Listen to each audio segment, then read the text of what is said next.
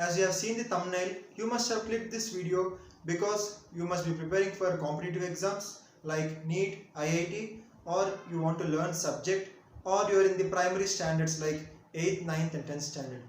So let's not waste much time and let's get into the topic. So today's topic is Rutherford's atomic model.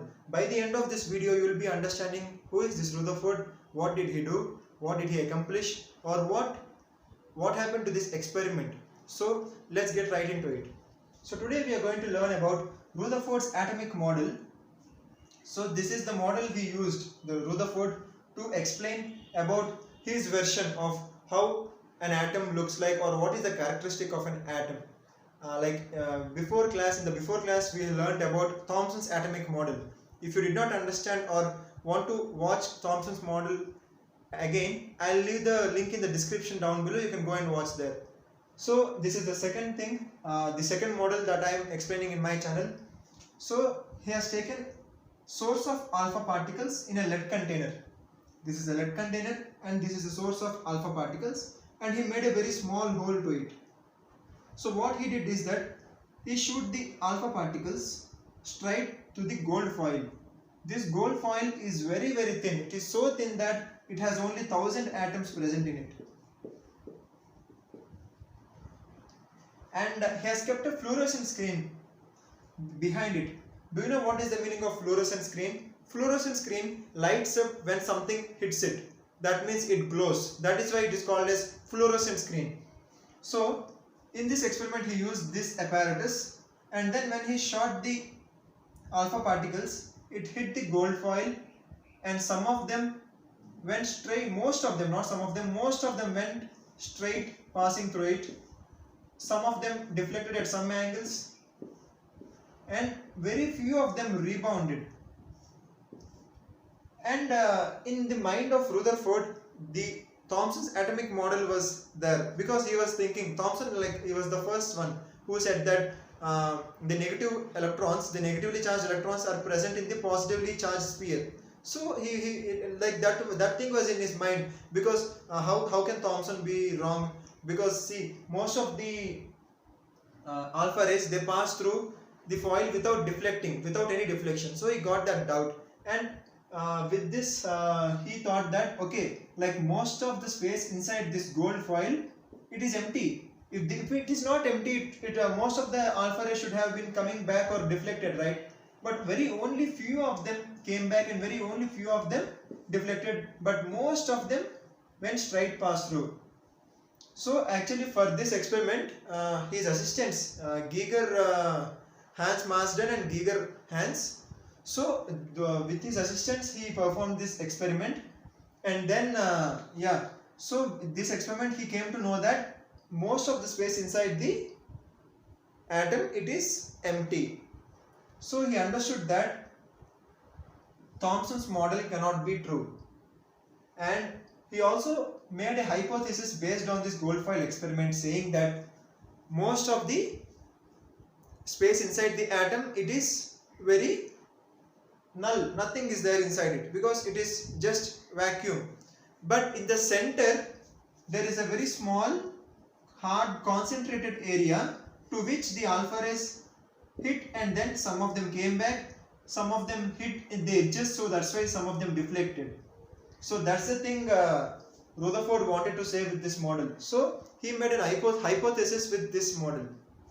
If you take an example of a tennis ball, I'll explain you much more clearly. For example, a tennis or a cricket ball. Okay, let's take a very big cricket ball, and there is a small cork present in the center of the cricket ball. And if you take a gun and if you shoot so many bullets, the bullets will pass through without any deflections. But when the bullet hits the cork, considering this cork is so strong that it can even resist the bullet force. So that's what.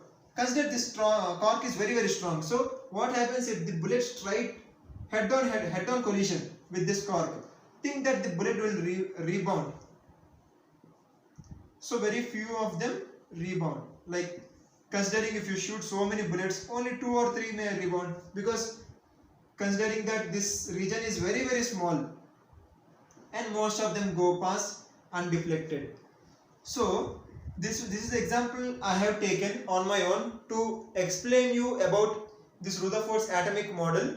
And yeah, so by this you should have understood that, okay, like most of the space inside the atom, it is empty. Then what is at the center? The center is the positive sphere.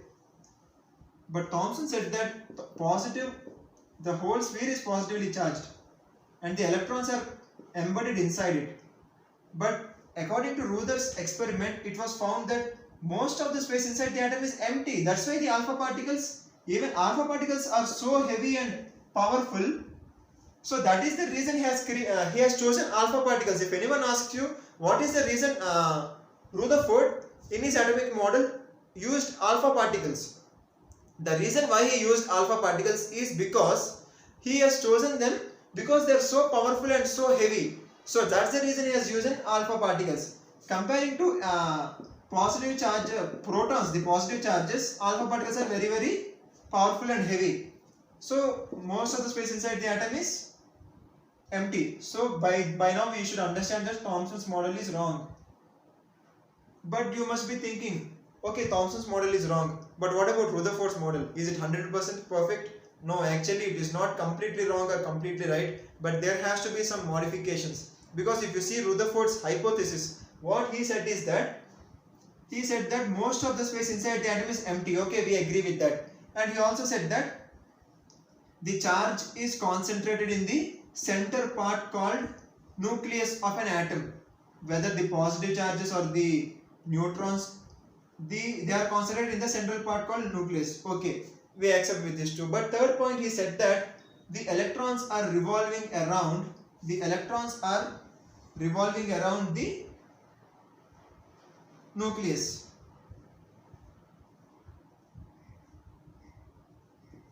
As you know, when the electrons revolve around the nucleus, they gain energy, and after radiating so much energy, they lose their energy and then eventually fall into the nucleus, then making the atom highly unstable.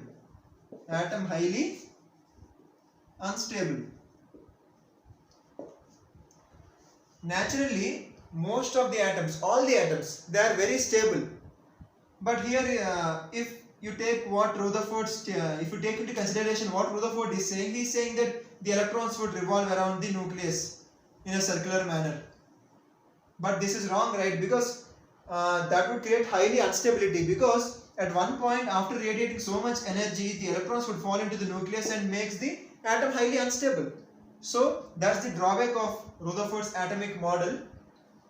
Yeah, so that's what he wanted to say. So that means Rutherford's atomic model needs some kind of remodification or some changes to his model.